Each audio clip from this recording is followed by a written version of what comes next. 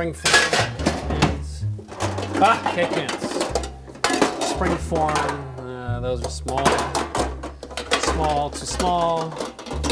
Shiny. Aha! Dark cake pans. But these look like 8-inch pans. But we're not in America's Test Kitchen. We're at Kimballs at home, so nobody's going to know the difference. So 8-inch, 9-inch, who cares?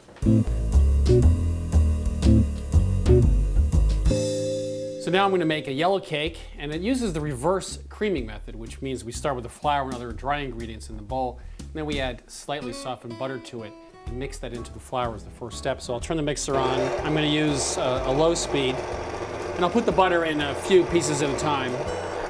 And the flour is going to turn pebbly. And this way the fat coats the flour, so you get a very tender cake. Okay, now I'm going to add a cup of this mixture. And I'm going to increase the speed to medium-high.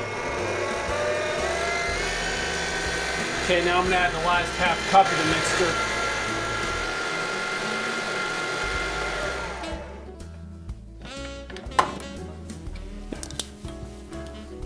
Put roughly half in each.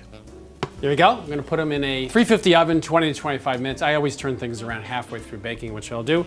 And these are 8-inch pans, but I couldn't find 9 anymore. We're not in the test kitchen. Who's going to care anyway?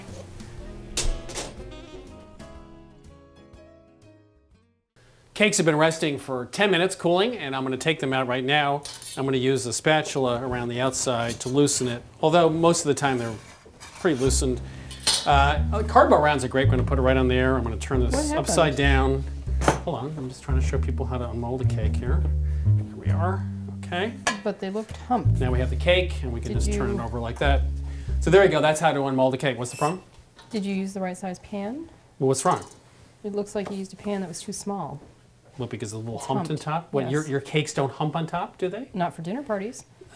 Look, the recipe said use a 9-inch pan, but we only, as you know, I looked, in our cake pan drawer, we only had 8-inch. Look, it looks fine. No, we have 9-inch pans. We're going to frost it. Nobody's going to know the difference. I will. We didn't have. We do. This is important. It's for a dinner party. Oh, 9-inch pans hidden. So what am I supposed to do? So we have 2 hours. I'm supposed to make the. You chose dessert.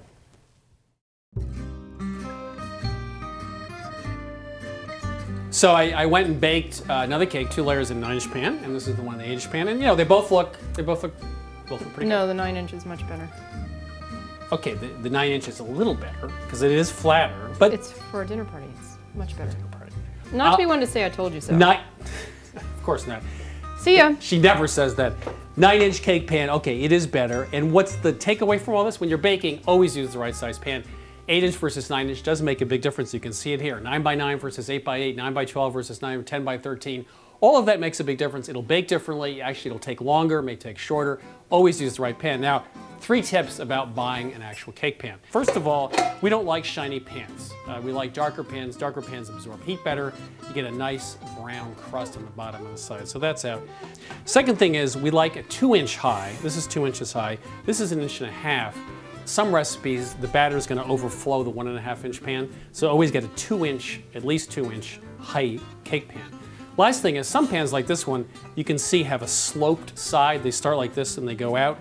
That gives you a very funny looking cake. You'd have to use a lot of frosting to cover up that mistake. So just to sum up, use a nice dark pan that absorbs heat and browns nicely. 2-inch sides, not 1.5. And use straight sides, not slope sides. And by the way, don't mess with the redhead. That's it from At Home with the Kimballs.